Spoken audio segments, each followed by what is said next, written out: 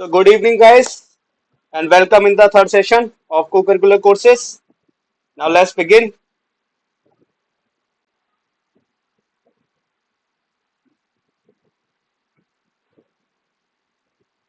आपको screen show हो रही है?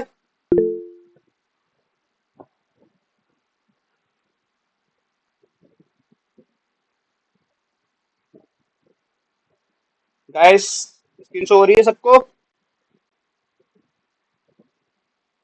एनीवन एल्स जिसको ना हो रही हो?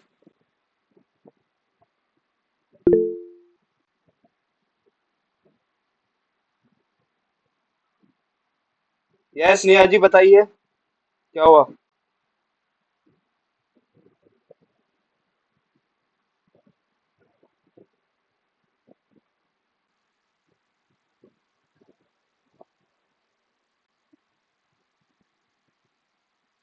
ठीक है, फिर बिगिन करते हैं आज की class. Okay.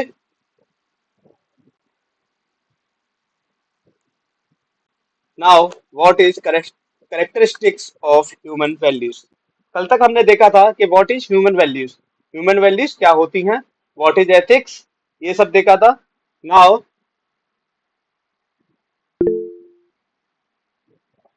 Now we are.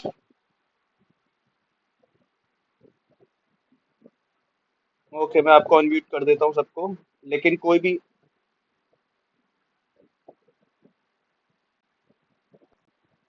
अभी सबको शो हो रही है ना? किसी को कोई इश्यू तो नहीं है स्क्रीन से related?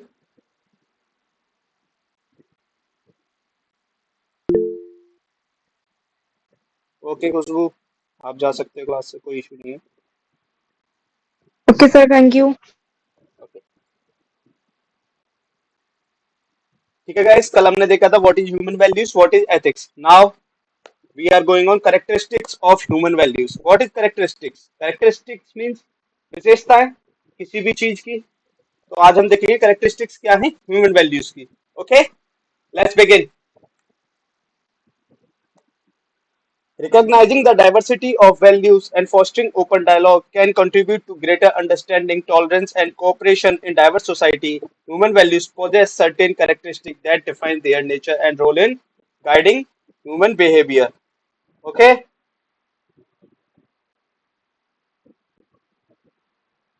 It means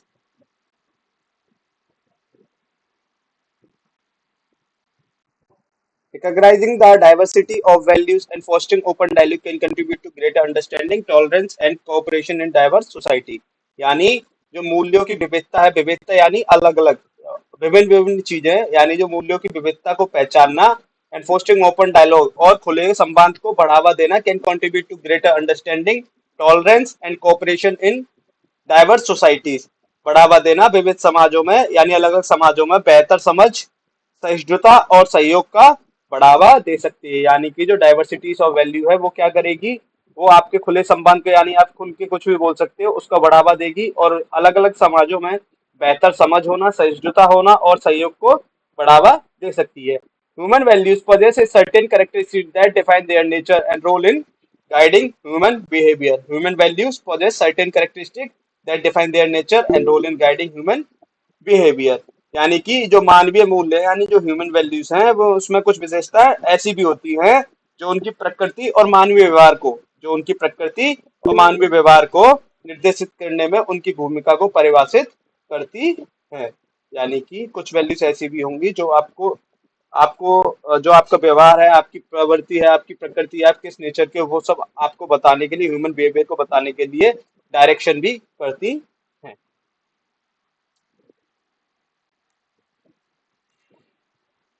Characteristics are distinct features or qualities that define and differentiate individuals, objects, or groups. They encompass a range of physical, intellectual, emotional, and cultural attributes that contribute to the unique identity and nature of person or thing. यानी कि जो characteristics है, यानी कि जो विशेषता है, कुछ विशिष्ट विशेषता है. डिस्टिंग्विशिंग फीचर यानी विशिष्ट विशेषता है किसकी, और क्वालिटीज दैट डिफाइन, विशिष्ट विशेषताएं, और कुछ विशेषता ऐसी है जो विशिष्ट विशेषता और गुण है that define and differentiate individual, objects और ग्रुप, जो वस्तुओं व्यक्तियों या समूहों को परिभाषित और अलग अलग करती हैं। यानी कैरेक्टरिस्टिक कुछ विशेषता ऐसी विशिष्ट विशेषता और गुण हैं जो लोगों को, व्यक्तियों को, किसी वस्तुओं को, किसी समाज को अलग अलग परिभाषित करती हैं। They encompass a range of physical, intellectual, emotional, and cultural attributes that contribute to the unique identity and nature of a person or thing। यानी कि वे शारीरिक, बौद्धिक, यानी कि जो शारीरिक, बौद्धिक, इमोशनली, भावनात्मक और सांस्कृतिक विशेषताओं की एक श्रृंखला को शामिल करते हैं जो किसी व्यक्ति या चीज की अनूठी पहचान और प्रकृति में योगदान करते हैं। यानी ये क्वालिटीज जो है वो क्या क्या करेंगे, they encompass a range of physical interest, यानी शारीरिक, बौद्धिक, इमोशनल, भावनात्मक and cultural attributes that contribute to the unique identity and nature of a person और थिंग। यानी कि वो किसी एक विशिष्ट इंसान को किस श्रृंखला का है, यानी कैसा है, उसकी विशेषता क्या क्या है, इन सबको किसी विशिष्ट व्यक्ति या चीज की अलग से पहचान करने में क्या करती हैं, योगदान करती हैं, उसकी प्रकृति पहचानने में योगदान करती है। नाउ करेक्टर ट्रेट्स, ये देखिए, am I visible guys? Yes, sir.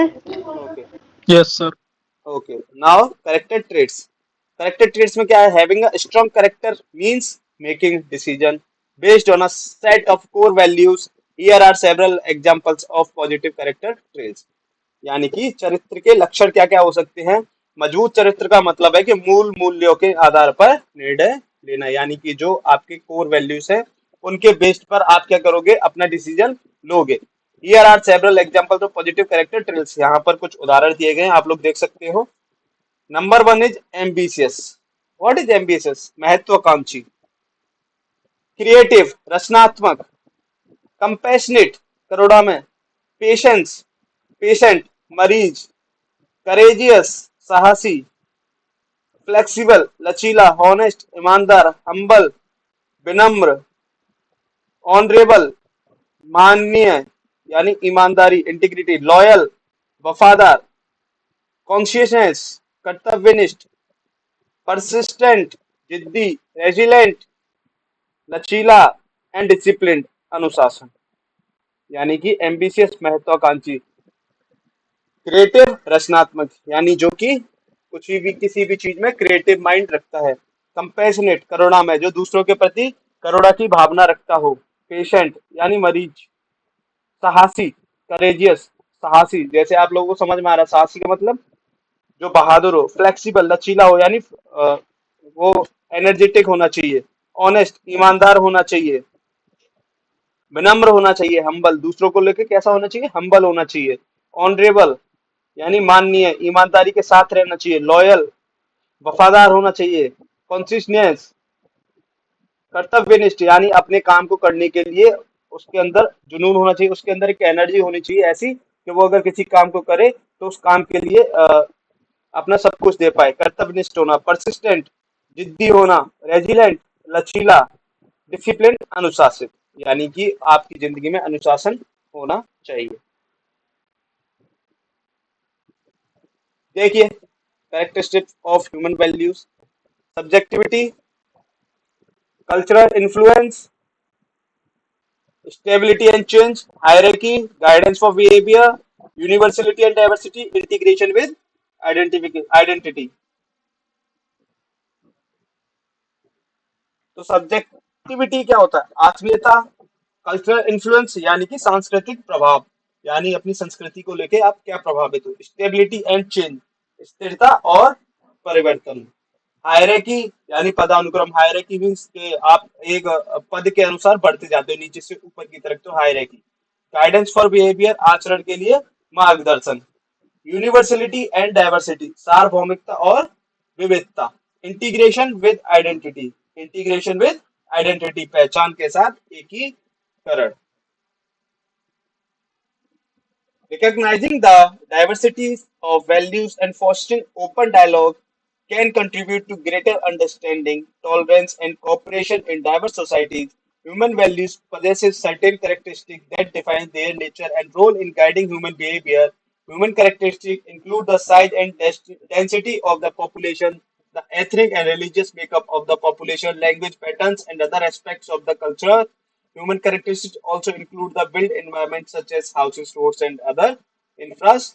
Structure, यानी कि मूल्यों की विविधता को पहचानना और संवाद के और खुले संवाद को बढ़ावा देना, यानी मूल्यों की विविधता को पहचानना, रिकॉग्नाइजिंग डाइवर्सिटी ऑफ वैल्यूज, यानी कि अलग अलग जो विविधता है उनकी उनको पहचानना, एंड फोस्टरिंग ओपन और खुले संवाद, यानी एंड फोस्टरिंग ओपन डायलॉग, खुले संवाद can contribute to greater understanding, tolerance and cooperation in diverse society. हमने स्टार्टिंग में देखा था कि कंट्रीब्यूट टू ग्रेटर अंडरस्टैंडिंग, एक अच्छी समझ के लिए, टॉलरेंस सहिष्णुता के लिए, and cooperation in diverse society, यानी कि लोगों के सहयोग में योगदान देने के लिए, यानी समाज में योगदान देने के लिए। Human values possesses certain characteristics that define their nature and role in guiding human behavior. Human values possesses certain characteristics that define their nature and role in guiding human behavior, यानी कि जो ह्यूमन वैल्यूज हैं उनमें कुछ विशेषताएं ऐसी भी होती हैं जो मानव व्यवहार को, यानी जो इंसान का जैसा व्यवहार है उसको निर्देशित करने में उनकी प्रकृति और भूमिका को परिभाषित करती है। Human characteristics include the size and density of the population. Human characteristics include the size and density of the human population. यानी कि जो मानवीय विशेषता है वो जनसंख्या का आकार और घनत्व, यानी size and density of population, जो जनसंख्या का घनत्व और जनसंख्या का आकार, the ethnic and religious makeup of the population, जनसंख्या की जातीय और धार्मिक संरचना, ethnic and religious makeup of the population, यानी जातीय और धार्मिक संरचना, लैंग्वेज पैटर्न्स, यानी उनकी भाषा बोलने का तरीका, and other aspects of the culture, और सांस्कृतिक के अन्य विभिन्न तरीके के पहलू, एस्पेक्ट्स ऑफ द कल्चर, यानी विभिन्न संस्कृतियों के अलग अलग पहलुओं को। Human characteristic also include the built environment such as houses, roads and other infrastructure, यानी कि जो ह्यूमन वैल्यूज हैं वो क्या करेंगे, जो निर्मित वातावरण है जैसे घर, सड़कें और अन्य विद्युत ढांचे में भी शामिल है। Subjectivity, culture influence, stability and change, hierarchy, guidance for behaviour, universality and diversity, integration with identity.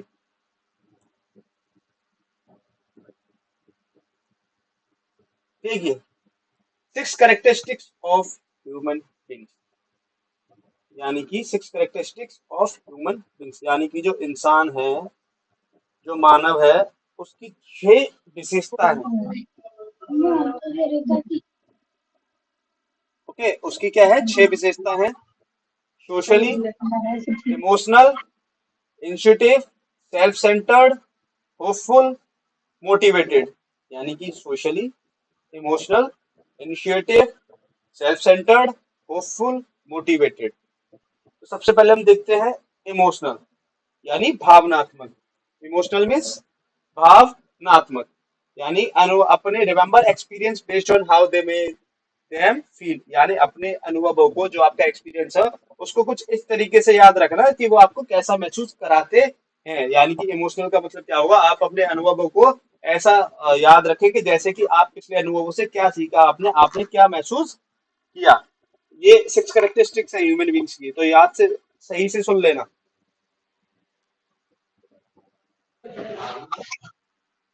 Number 2 is इंस्टीट्यूटिव, यानी कि सहज। सहज होना यानी कंफर्टेबल होना, एक तरीके से कंफर्टेबल होना, यानी कि make most decision based on mental shortcuts, यानी अधिकांश आप जो निर्णय है वो आप मानसिक शॉर्टकट के आधार पर लें, यानी कि आपके लिए कौन सा अच्छा है उसके थ्रू आप अपने निर्णय ले सकते हो। Initiative, okay. Self centred, self centred view the world from their own perspective, यानी कि आत्म केंद्रित, आप खुद को केंद्र में रखकर, आप खुद को किसी और की बात न सुनकर खुद को केंद्र में रखकर ऐसे लाइफ जिए। View the world from their own perspective, यानी दुनिया को आप अपने पर्सपेक्टिव से, अपनी दृष्टि से, आप अपनी दृष्टि से देखें। View the world from their own perspective, okay. यानी कि आप इसमें सेल्फ सेंटर्ड में क्या होंगे, आप खुद को केंद्रित रखोगे और दूसरे लोगों की ना सुन के आप खुद की सुनो, आप अपनी बात सुनो, अपने आप को सेल्फ सेंटर में रखिए अपनी लाइफ जीने के लिए। View the world from their own perspective, आप अपने नजरिए से दुनिया को देखो, ये मत बोलो कि अगर मैं ये करूंगा तो दुनिया क्या बोलेगी, मैं वो करूंगा तो दुनिया क्या बोलेगी। दुनिया कुछ नहीं करे बोलेगी, आप अगर सक्सेस हो जाओगे तो दुनिया कुछ नहीं बोलेगी। ठीक है, तो आप सेल्फ सेंटर होने चाहिए। नेक्स्ट इज होपफुल, यानी उम्मीद, होपफुल यानी उम्मीद से भरा हुआ। Flourish when they envision a positive future, flourish when they envision a positive future। यानी कि जब आप सकारात्मक भविष्य की कल्पना करते हैं तो फलते फूलते हैं, यानी आपको नेगेटिव नहीं होना है। आपको फ्यूचर को लेके बिल्कुल भी नेगेटिव नहीं होना है। आप ये मानो आप जो कर रहे हो बिल्कुल आप अच्छा कर रहे हो, आपका उसमें फ्यूचर है, आप अपने फ्यूचर को लेके पॉजिटिव रहिए, फ्यूचर को लेके बिल्कुल पॉजिटिव रहिए। ठीक है, आपको फ्यूचर को लेके बिल्कुल नेगेटिव नहीं होना। अगर आप नेगेटिव होगे तो अच्छा नहीं हो, अगर आप पॉजिटिव रहते हो, आप अपने एक पॉजिटिव फ्यूचर को देखते हो, तो आप हमेशा फलते फूलते रहोगे। मोटिवेटेड यानी कि हमेशा क्या होना चाहिए, प्रेरित होकर रहना चाहिए, यानी आप हमेशा खुद से प्रेरित होकर रहें। Look for opportunities to satisfy intrinsic needs, intrinsic needs यानी कि motivated look for opportunities to satisfy intrinsic needs, यानी कि आवश्यकताओं की पूर्ति के लिए अवसरों की तलाश करें, आवश्यकताओं की पूर्ति के लिए अवसरों की तलाश करें। यानी कि अगर आपको कुछ चीज चाहिए, अगर आपको, अगर फॉर एग्जांपल अगर हम देखें कि अगर आपको जॉब चाहिए तो आपको जॉब ढूंढनी पड़ेगी, आपको घर बैठे तो जॉब आएगी नहीं। आ रही है क्या किसी को घर बैठे जॉब? No sir. हाँ, तो आपको क्या होना है कि आपको आपकी जो नीड है उसके लिए आपको अपॉर्चुनिटी खुद से फाइंड करनी पड़ेगी, आपको अपॉर्चुनिटी देखनी पड़ेगी कि क्या अपॉर्चुनिटी आप, क्या आपको नीड है और क्या जो अपॉर्चुनिटी आई है जो मैंने ढूंढी है वो इस नीड को फुलफिल करेगी। अगर मैं अपनी जॉब के लिए देखूं तो अगर मेरे को लगता है कि मैं टीचिंग के लिए जा रहा हूं, तो क्या अगर कोई भी टीचिंग की जॉब मेरे पास आएगी तो मेरे को लगेगा कि हाँ ये मेरी फुलफिलमेंट कर रही है। तो हमेशा मोटिवेटेड होकर रहना कि आपको जो भी जिस भी चीज की आवश्यकता है उसके लिए आप खुद से, आपको खुद से क्या करना पड़ेगी, आवश्यकताओं की पूर्ति करनी पड़ेगी, यानी आपको अपॉर्चुनिटी फाइंड्स करनी पड़ेंगी। सोशल, ये बहुत इंपॉर्टेंट है। सोशल हम लोग देखते आ रहे हैं, लास्ट क्लास से हम लोग बोलते आ रहे हैं, human is a social creature, यानी मानव एक सामाजिक जीव है।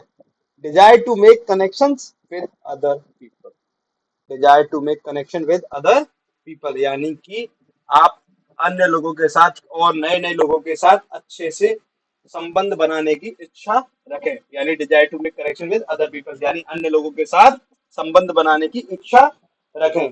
बाकी जो इंसान लेके आता है वो रिलेशनशिप, जो रिलेशनल ब्लड रिलेशन वाले वो आता है, ब्लड रिलेशन वाले रिलेशन तो सबके पास आते हैं जन्म से ही, लेकिन फिर भी आप दोस्त बनाते हो, नए लोगों से मिलते हैं, तो ये सोशल में आएगा कि desire to make connection with other people, यानी कि दूसरे लोगों के साथ संबंध बनाने की इच्छा होना, नए नए लोगों के साथ संबंध बनाने की इच्छा होना। तो guys 6 characteristics of human beings है, यानी कि ये विशेषता है 6 ह्यूमन बींग की। वो इमोशनल होगा, इनिशिएटिव होगा, सेल्फ सेंटर्ड होगा, होपफुल होगा, मोटिवेटेड एंड सोशल। सबको समझ आई है? This is very important.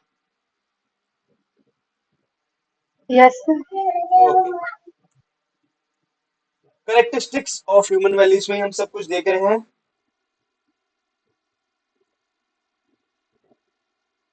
Number 1 is core of personality, यानी व्यक्तित्व का मूल।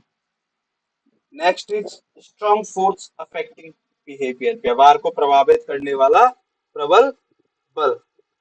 जजमेंटल इन नेचर, स्वभाव से आलोचनात्मक। कंटेंट एंड इंटेंसिटी एट्रीब्यूट, सामग्री और तीव्रता विशेषता।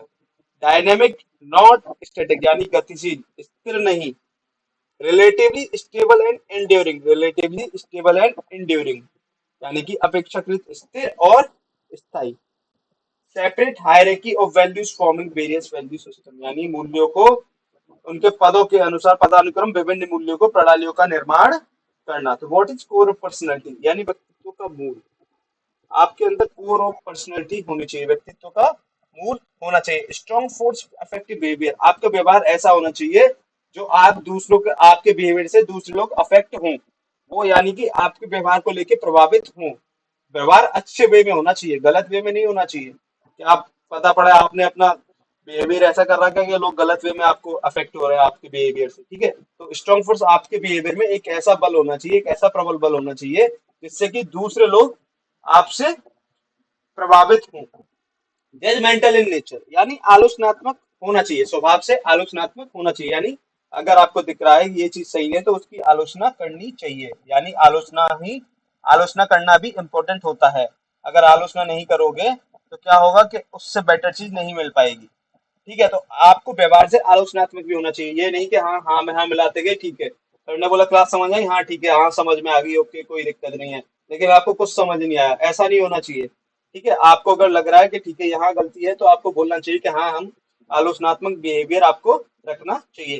कंटेंट एंड इंटेंसिटी एट्रीब्यूट्स, यानी सामग्री और तीव्रता विशेषता, यानी कि आपकी जो विशेषताएं हैं वो आपके एट्रीब्यूट्स होने चाहिए। एक तो तीव्र होने चाहिए और सामग्रीपूर्ण होने चाहिए, यानी सामग्रीपूर्ण मतलब कोई सामान नहीं होना चाहिए, मतलब आप परिपूर्ण होने चाहिए उसमें, ठीक है। डायनेमिक नॉट स्टैटिक, यानी आप हमेशा गतिशील रहने चाहिए, स्थिर नहीं। एक चीज पे मत रुको, एक चीज पे मत रुको। ऐसा भी नहीं है कि एक चीज पे ना रुक के आप लोग चार एक साथ चार चार चीजों पे करने, पहले एक गोल रखो, उस गोल को अचीव करो, उसके बाद अपना फिर नेक्स्ट गोल रखो। कि अगर जैसे कि अगर हमने मान लिया हम लोग बीए कर रहे हैं, अगर हमें बीए करना है, हमारा बीए का पहला गोल होगा बीए करना। तो अगर हम बीए कर रहे हैं तो उसके बाद हमारा गोल होना चाहिए कि ठीक है अब हम पोस्ट ग्रेजुएशन करेंगे, अब हम एमए करेंगे। लेकिन एक साथ ऐसे नहीं हो सकता, एक साथ आप बीए भी कर लो, एक साथ आप एमए भी कर लो, तो ऐसा नहीं होगा। यानी आपको गतिशील होना चाहिए, स्थिर नहीं रहना है, आपको रुक के नहीं रहना है। Okay, now relatively stable and enduring, यानी अपेक्षाकृत स्थिर और स्थायी। यानी अपेक्षाकृत यानी जो आपने सोचा हो, जैसे आपने सोचा हो आप वैसे स्थिर और स्थायी हो जाए। यानी अगर आपने अपना अच्छा फ्यूचर सोचा है तो उसको लेके आप एक अच्छे तरीके से स्थायी हो जाए, अच्छी तरह से रह रहे हो, एक स्थिर हो जाए उस चीज को लेकर के, हाँ अब आपका फ्यूचर एक बेस्ट फ्यूचर है। Okay, separate hierarchy of values forming various value system, यानी मूल्यों को पृथक पदानुक्रम विभिन्न मूल्य प्रणालियों का निर्माण करना, यानी उनकी हायरार्की के अनुसार आप अपने मूल्यों को, आप अपनी वैल्यूज को अलग अलग प्रणालियों का निर्माण कर सकते हैं। ओके गाइस, अब तक हमने देखा कैरेक्टरिस्टिक्स ऑफ ह्यूमन वैल्यूज। इसमें किसी को कोई डाउट है क्या? No sir. किसी को भी कोई डाउट है? No sir. Anyone? No sir. आगे बढ़े। जी सर। Yes sir.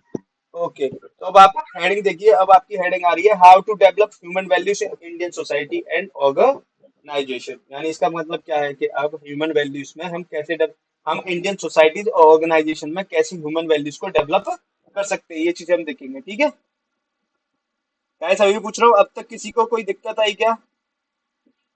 जो no sir. Characteristics of human values के सबको समझ आए हैं?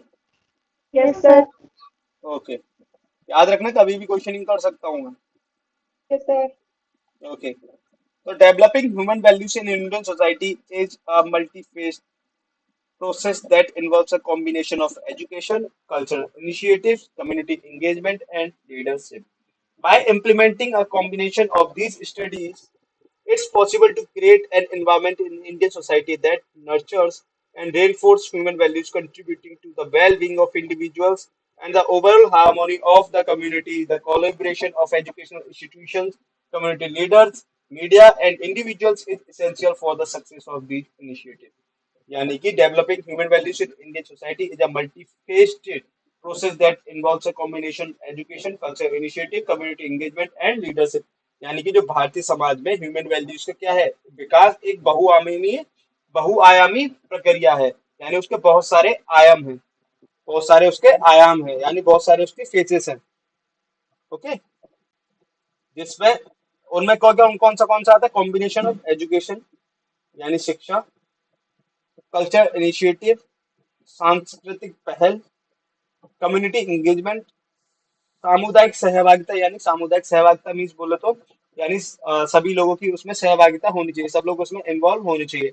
एंड लीडरशिप और नेतृत्व का संयोजन शामिल है। यानी इन सबको मिलाकर education, cultural initiatives, community engagement and leadership, इन सब का मिला के combination human value Indian society में जो मल्टीवेस प्रोसेस है, इससे ह्यूमन वैल्यू डेवलप कर सकते हैं इंडियन सोसाइटीज में। कौन से? एजुकेशन यानी शिक्षा, कल्चरल इनिशिएटिव सांस्कृतिक पहल, कम्युनिटी एंगेजमेंट यानी सामुदायिक सहभागिता, एंड लीडरशिप और नेतृत्व। By implementing a combination of these strategies, it's possible to create an environment in Indian society that nurtures and reinforces human values, contributing to the well-being of individuals and the overall harmony of the community। यानी इन सब रणनीतियों, यानी ये सब इन सब चीजों को मिलाकर एक संयोजन लागू करके, यानी इन सबको का एक संयोजन, इन सबको मिलाकर एक संयोजन लागू करके भारतीय समाज में यानी इस इंडियन सोसाइटी में हम एक ऐसा वातावरण बना सकते हैं, एक ऐसा वातावरण बनाना संभव है जो ह्यूमन वैल्यूज को पोषित, जो ह्यूमन वैल्यूज को क्या करे, पोषित करे और सुदृढ़ करे, उन वैल्यूज को पोषित करे यानी उनको वैल्यूज को बढ़ावा दे और उनको सुदृढ़ करे, यानी दृढ़ निश्चित कर दे उन वैल्यू को, व्यक्तियों की भलाई यानी वेलबींग ऑफ इंडिविजुअल्स, व्यक्तियों की भलाई and the overall harmony of the community, और समुदाय के समग्र सामंजस्य में योगदान दे। The collaboration of educational institutions, community leaders, media and individuals is essential for the success of these initiatives. यानी the collaboration of educational institutions, community leaders, media and individuals is essential for the success of these initiatives. यानी कि इन पहलुओं को सफलता के लिए, यानी ये सब इन सब पहलुओं को कौन कौन कोलैब कर सकता है, इनको मिला के कौन कौन क्या क्या कर सकता है, एजुकेशनल इंस्टीट्यूट इनको सक्सेस पाने के लिए ट्राई कर सकते हैं, कम्युनिटी लीडर्स यानी कि जो सामुदायिक नेता है, मीडिया है, व्यक्तियों का सहयोग आवश्यक है। यानी इन सबको क्या, अगर एजुकेशनल इंस्टीट्यूशन में स्टूडेंट नहीं होंगे तो क्या एजुकेशनल इंस्टीट्यूट चलेगा, कोई भी नहीं चलेगा। कम्युनिटी लीडर्स यानी सामाजिक नेताओं को अगर कोई वोट नहीं देगा तो सामाजिक नेता नहीं रहेंगे, मीडिया को कोई देखेगा नहीं, तो कोई भी ऐसा नहीं है कि बिना लोगों के चले। तो individual essential for the success of the initiative, यानी इन इनिशिएटिव्स के लिए क्या है कि व्यक्तियों का सहयोग आवश्यक है। देखिए culture, attitudes, beliefs, language, customs, rituals, behaviour, faith या religion, food, art, drama, music. तो जो हमारा सांस्कृतिक है, हमारा देश एक सांस्कृतिक देश है, तो उसमें क्या है, संस्कृति में क्या क्या आएगा, एटीट्यूड्स यानी रुख रखना, अपना एक अलग सा एटीट्यूड रखना, बिलीफ मान्यताएं यानी बहुत सारी मान्यताएं हमारे समाज में, लैंग्वेज बहुत सारी भाषाएं हैं, बहुत सारी प्रथाएं हैं, बहुत सारे रिवाज है, बहुत अलग अलग तरीके बिहेवियर होते हैं लोगों के, बहुत सारे धर्म हैं, बहुत सारा खाना है अलग अलग तरीके का, बहुत सारी कला संस्कृति, ये सब है, एंड एटीट्यूड्स। ओके, तो guys attitudes, beliefs, language, customs, rituals, behaviour, faith, religion, food, art, drama, music. यानी कि एक हमारी जो पूरा भारतीय समाज है उसमें अलग भिन्न भिन्न प्रकार की संस्कृति है। उन संस्कृति में क्या होता है, अलग अलग संस्कृति, सबका अलग रुख है, सबके अलग विश्वास हैं, सबकी अलग अलग मान्यताएं हैं, सबकी अलग अलग भाषाएं हैं, सबके अलग अलग प्रथाएं हैं, सबके अलग अलग रिवाज हैं, सबका अलग अलग बिहेवियर है कि उसमें कैसे बिहेव करते हैं, सबके अलग अलग धर्म हैं, सबका अलग अलग खाना है, सबकी अलग अलग कला है, नाटक है, संगीत है, ये सब। देखिए educational reforms, community involvement, media influence. Educational reforms, community involvements, media influence. यानी अब हम कैसे कैसे सुधार कर सकते हैं, तो पहला है एजुकेशनल रिफॉर्म्स यानी शैक्षिक सुधार, यानी कि शैक्षिक सुधार। तो इसमें हम क्या कर सकते हैं, value based education and character education, यानी मूल आधारित शिक्षा, जैसे कि करिकुलर हम लोग बता रहे हैं कि ह्यूमन वैल्यूज के बारे में पढ़ाया जाना, लोगों को बताना ह्यूमन वैल्यूज क्या क्या चीज है, यानी कि उनको मूल्यों पर आधारित शिक्षा देना। इससे क्या होगा, शैक्षिक सुधार हो सकता है। करेक्टर एजुकेशन, चारित्रिक शिक्षा बहुत जरूरी है। कैरेक्टर एजुकेशन यानी आप लोग कैसा करेक्टर रखो, लोगों के लिए आप लोग कैसा करेक्टर बनना चाहो, कैसा करेक्टर हो, ये सब। Next community involvement, community involvement यानी community programmes and local initiative, इसको हम कैसे सुधार कर सकते हैं, यानी कि सामुदायिक भागीदारी में हम कैसे कर सकते हैं, सामुदायिक भागीदारी हम कैसे ला सकते हैं, यानी कि सामुदायिक प्रोग्राम्स करके, यानी सामुदायिक कार्यक्रम करके। सामुदायिक कार्यक्रम बहुत सारे होते हैं, विभिन्न विभिन्न प्रकार के सामुदायिक कार्यक्रम करके, जहाँ पे लोग आए, सभी समुदाय के लोग इकट्ठे हों, ऐसे कार्यक्रम करके हम सामुदायिक भागीदारी को बढ़ा सकते हैं, और स्थानीय फैल और लोकल इनिशिएटिव्स, यानी वहाँ के लोग लोकल इनिशिएटिव्स भी ले सकते हैं। यानी मीडिया का प्रभाव, मीडिया इन्फ्लुएंस, मीडिया का प्रभाव कैसे डाल सकते हैं, positive messaging, media literacy programme, positive messaging यानी सकारात्मक संदेश, यानी कि मीडिया को क्या करे, एक अच्छा पॉजिटिव मैसेजिंग रखे, यानी कि अच्छे तरीके से पॉजिटिव मैसेजेस दिए जाएं, सकारात्मक संदेश दिया जाए। मीडिया लिटरेसी प्रोग्राम यानी जो मीडिया साक्षरता कार्यक्रम है ये किया जाए, जो लिटरेसी प्रोग्राम से मीडिया को लेके ये सब प्रोग्राम्स कंडक्ट कराए जाएं, ऐसे करके। Okay, now next, leaderships and role models, culture cultural and religious integration, youth engagement, यानी कि नेतृत्व और आदर्श मॉडल कैसे बनाएं, यानी कि नेतृत्वकर्ता या नेतृत्व करने वाले, लीडरशिप एंड रोल मॉडल्स, ये सब कैसे बनाया जाए। ओके, तो नेक्स्ट, एक्सेम्पलरी लीडरशिप यानी कि अनुकरणीय नेतृत्व, यानी अनुकरणीय नेतृत्व। ओके, प्रमोट रोल मॉडल्स और आदर्श व्यक्तियों को बढ़ावा दें, यानी जो हमारे समाज में अच्छे व्यक्ति हैं, जैसे जिन्होंने काम किया बहुत अच्छा, उनको क्या करना, प्रमोट करना, उनको बढ़ावा देना, उनके काम को सराहना देना। ये सब करके हम क्या कर सकते हैं, नेतृत्व तो आदर्शवादी लोग बना सकते हैं। कल्चर एंड रिलीजियस इंटीग्रेशन यानी सांस्कृतिक और धार्मिक एकीकरण, यानी कि हमारे समाज में सभी संस्कृतियों का एक एकीकरण हो, सभी धर्मों का एक जैसा एकीकरण हो, यानी सभी लोग मिलके एक अच्छा समाज बनाए। तो वैल्यूज इन कल्चरल इवेंट्स, यानी कि जो सांस्कृतिक कार्यक्रमों में मूल्यों का होना, यानी कि सांस्कृतिक कार्यक्रम में हमें मूल्यों के बारे में बताया जाना चाहिए कि ऐसे ऐसे कुछ भी मूल्य हो सकते हैं, आप ऐसे रहिए, एकता बना के रखिए, ये सब। इंटरफेथ डायलॉग्स यानी अंतर धार्मिक संवाद, यानी धर्मों के अंदर अलग अलग संवाद करना, यानी धार्मिक गोष्ठी करना, गोष्ठी में कॉन्फ्रेंसेस करना, धार्मिक गोष्ठियां करना, ये सब करना, यानी उनमें रिलेटेड संवाद करना, लोगों के विभिन्न विभिन्न प्रकार के विचारों को सुनना, ये सब। यूथ एंगेजमेंट यानी युवा की सहभागिता, युवा की सहभागिता कैसे बढ़ाई जाए, हम सब यूथ है तो यूथ एंगेजमेंट कैसे की जाए, यानी समाज को लेकर इंडियन सोसाइटी में यूथ एंगेजमेंट कैसे बढ़ाई जाए, यानी युवाओं की सहभागिता कैसे बढ़ाई जाए। तो उसके लिए आप यूथ प्रोग्राम्स कर सकते हो, यानी कि युवा कार्यक्रम होते हैं, बहुत सारे यूथ प्रोग्राम्स होते हैं, वो आप कर सकते हो।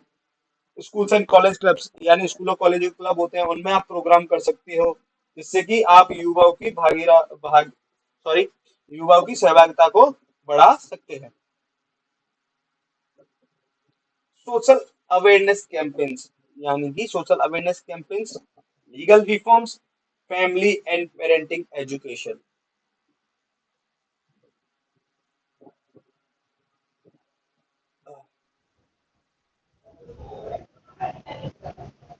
यानी कि सामाजिक जागरूकता अभियान। सोशल अवेयरनेस कैंपेन यानी लोगों को जागरूक करने के लिए, सामाजिक लोगों को जागरूक करने के लिए अभियान चलानी चाहिए, जिससे पब्लिक अवेयरनेस यानी जन जागरण, यानी लोगों को अवेयरनेस है किसी भी चीज को लेके, किसी बीमारी को लेके है, किसी चीज को लेके है, किसी मुद्दे को लेकर लोगों के अंदर जागरूकता आनी चाहिए। अभी जैसे कुछ टाइम पहले वो भी आया था एक कोविड वाला, जो कोविशील्ड वाली थी, कि जिन्होंने कोविशील्ड लगाया उनको खतरा है, ये सब। तो इस बारे में वो थोड़ा सा फैक्ट था, लेकिन उसके बाद लोगों ने इतना उसको हाइप बना दिया कि लोगों के अंदर गलत चीजें जाने लगी। तो उसके लिए आप लोग क्या कर सकते हो, ऐसी कोई भी हाइप ना फैले, कोई भी चीजें ऐसी ना हो जो आपके बाहर जा रहे हो, तो उससे आप क्या कर सकते हो कि लोगों को क्या समझा सकते हो, कि आप पब्लिक अवेयर कर सकते हो, पब्लिक को जन जागृत कर सकते हो, ऐसे प्रोग्राम कैंपेन्स लगा लगा के। जैसे ही कोविड के टाइम हुआ था, कोविड सिर्फ नॉर्मल नहीं बोल सकते, बट ऐसा वायरस था जो आप रह के सही हो सकते थे, उसमें आप सही हो सकते थे, लेकिन हाइप कुछ टाइम ऐसी हुई कि लोग, कुछ लोगों की डर की वजह से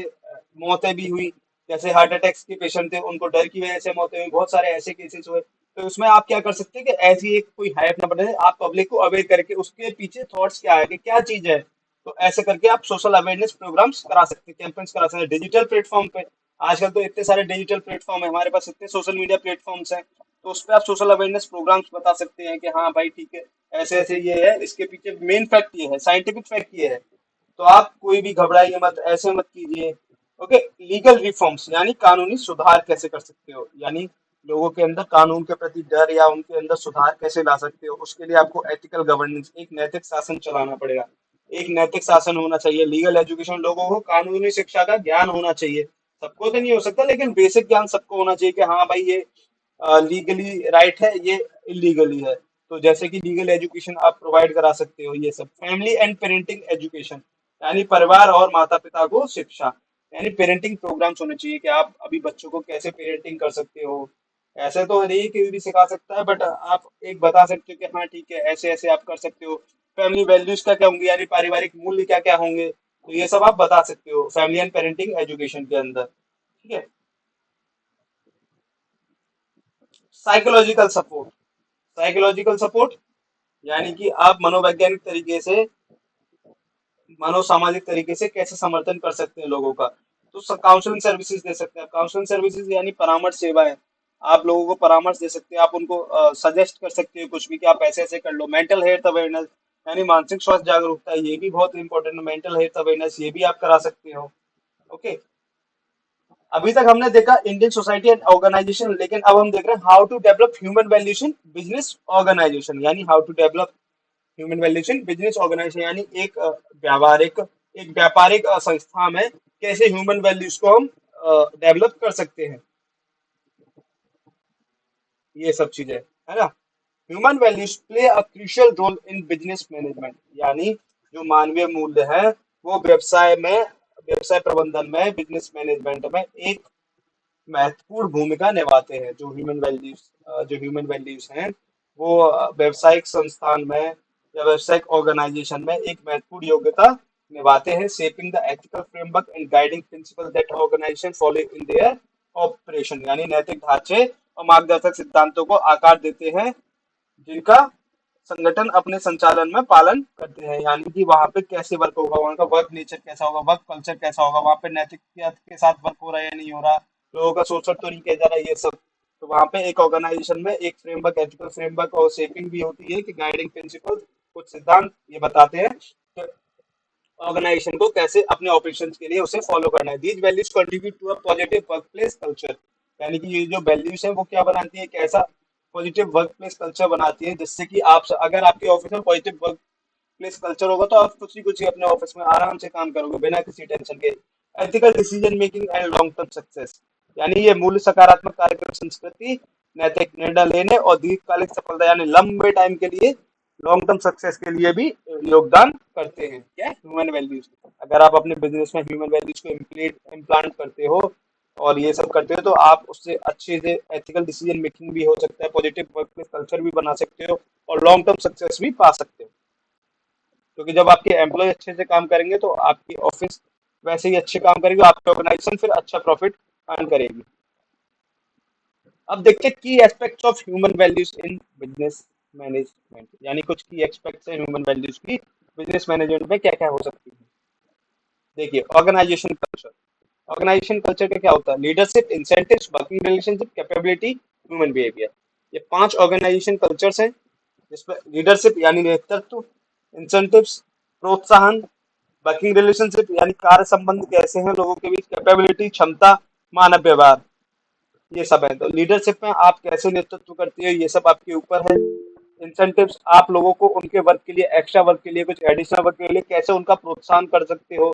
जैसे बहुत सी कंपनियों में इंसेंटिव्स के नाम से एक्स्ट्रा पैसा दिया जाता है, तो वो इंसेंटिव है या उनके प्रोत्साहन है। अगर किसी का टारगेट अगर मंथली ये है कि आपको, अगर कोई कार शोरूम में वर्क करता है, अगर उसका मंथली टारगेट ये है कि आपको मंथ में 5 कार सेल करनी है, जबकि उसने कर दी 10, तो ये तो उसने एडिशनल वर्क किया, तो कंपनी उसको प्रोत्साहन कैसे देगी। आजकल तो इंसेंटिव्स पैसे के रूप में मिल रहा है सबको, कुछ कुछ गिफ्ट के रूप में भी देने लगते हैं इंसेंटिव्स, कुछ ट्रिप्स भी मिलती हैं इंसेंटिव्स के लिए। तो ऐसे आप कैसे आप उसको प्रोत्साहन कर सकते हैं, आप अपने एम्प्लॉय को किस तरीके से प्रोत्साहन दे सकते हो। वर्किंग रिलेशनशिप्स यानी कार संबंध कैसे हैं लोगों के बीच, यानी आपका और आपके एम्प्लॉयज के बीच कार संबंध कैसा है, आपके एम्प्लॉयज के बीच रिलेशनशिप कैसा है, ये सब। कैपेबिलिटी यानी क्षमता कितनी है, लोगों की क्या क्षमता है, ह्यूमन बिहेवियर और मानव व्यवहार, और आप मानव व्यवहार बना के रखें ऑर्गेनाइजेशन कल्चर में। तो की एस्पेक्ट्स है integrity and honesty, integrity and honesty, सत्यनिष्ठा और ईमानदारी, यानी कि जो आपके यहाँ काम कर रहे हैं वो सब ईमानदार होने चाहिए, सत्य के लेके निष्ठ होना चाहिए, सत्य को लेकर निष्ठावान होने चाहिए, यानी कि वो हमेशा सत्य बोले इस तरीके से। और रेस्पेक्ट फॉर इंडिविजुअल्स यानी व्यक्तियों के प्रति सम्मान होना चाहिए, अलग अलग व्यक्तियों के प्रति सभी के लिए सम्मान होना चाहिए, चाहे वो आपका जूनियर हो या सीनियर हो, उसके लिए प्रति सम्मान, एक इंडिविजुअल रेस्पेक्ट होनी चाहिए। Responsibility and accountability, responsibility and accountability, it means यानी कि वो जिम्मेदार होना चाहिए और जवाबदेही होना चाहिए, यानी कि अगर वो कोई काम कर रहा है तो उसके प्रति जवाब वही दे रहा है, यानी वो उस काम के लिए जवाब भी दे सके, और किसी काम को लेके वो जिम्मेदार भी होना चाहिए, जिससे कि ये सब क्वालिटीज है एक अच्छे एम्प्लॉय की या एक अच्छे बिजनेस ओनर की, बिजनेस ऑर्गेनाइजेशन ओनर की। तो कैसे कैसे होना चाहिए, रेस्पॉन्सिबिलिटी होना चाहिए, वो अकाउंटेबिलिटी, वो जवाबदेही होना चाहिए, फेयरनेस एंड जस्टिस, वो हमेशा निष्पक्षता और न्याय के साथ रहना चाहिए, यानी वो किसी के भी साथ फेयर रहे, किसी को भी किसी के साथ अलग अलग तरीके से व्यवहार ना करे, कि उसके लिए अलग रूल, उसके लिए अलग रूल, सबके लिए एक जैसा फेयर होना चाहिए, सबके लिए न्याय होना चाहिए। कस्टमर फोकस और ग्राहक पर फोकस होना चाहिए, यानी कस्टमर फोकस, आप अगर बिजनेस चला रहे हो तो आपका सबसे बड़ा एक्टिविटी यही है कि कस्टमर होना चाहिए, कस्टमर फोकस होना चाहिए लोगों को लेके, कि आप कस्टमर को कैसे अपने बिजनेस में इन्वॉल्व कर सकते हो। Okay, and next is innovation and creative, innovation and creativity, यानी वो कैसे नए नए इनोवेट कर सकता है, कैसे कैसे चीजों को नए नए इनोवेट कर सकता है, किसी चीज को कैसे बढ़ा सकता है। कोई चीज अगर ऐसी है, अगर कोई जैसे वर्जन आते हैं आजकल, सॉफ्टवेयर में वर्जन आते हैं कि अगर आपका ये सॉफ्टवेयर ऐसे काम कर रहा है, जैसे विंडोज आई थी पहले, एक्सपी, बहुत सारी 93 आई, अभी विंडो 11 पे हम वर्क कर रहे हैं, तो उनमें सब में अपग्रेडेशन हो गया, यानी इनोवेशन भी होता गया उसमें। कुछ लोगों ने कुछ नई नई चीजें ढूंढी, क्रिएटिव हुए, कुछ चीजें क्रिएटिविटी हुई, एआई आया। अब तो फोन के अंदर एआई एकदम सिंपली वर्क करता है, लेकिन एआई पहले किसी ने इनोवेट किया होगा, फिर उसके बाद उसमें अपडेशन हुई होंगी, तो ऐसे करके यानी जो एम्प्लॉय को कैसा होना, इनोवेटिव होना चाहिए और क्रिएटिविटी वाला होना चाहिए, यानी उसके अंदर कोई भी चीज इनोवेट करने की इच्छा होनी चाहिए और क्रिएटिव भी होना चाहिए। सोशल रेस्पॉन्सिबिलिटी यानी सामाजिक जिम्मेदारी लेने वाला, सामाजिक जिम्मेदारी, सोशल रेस्पॉन्सिबिलिटी, सामाजिक जिम्मेदारी, सोशल रेस्पॉन्सिबिलिटी, सामाजिक जिम्मेदार होना चाहिए, सामाजिक जिम्मेदारी लेनी चाहिए। Okay, team work and collaboration, team work and collaboration यानी वो लोगों के साथ टीम वर्क करने में और सहयोग करने में मददगार होना चाहिए, यानी वो कैसे,